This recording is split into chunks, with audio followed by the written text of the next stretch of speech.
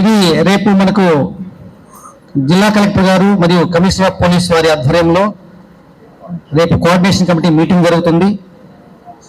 మరియు మన దేవాదాయ శాఖ కమిషనర్ గారు అలాగే పై అధికారులు ఉన్నతాధికారులు అందరూ కూడా వీటి మీద ఇంకా అనేక సమావేశాలు జరుగుతూ ఉంటాయి కాబట్టి రాను రాను మనం చర్చించుకుందాం. సామాన్య భక్తుల యొక్క సౌకర్యార్థం మాత్రమే తీసుకుంటాము.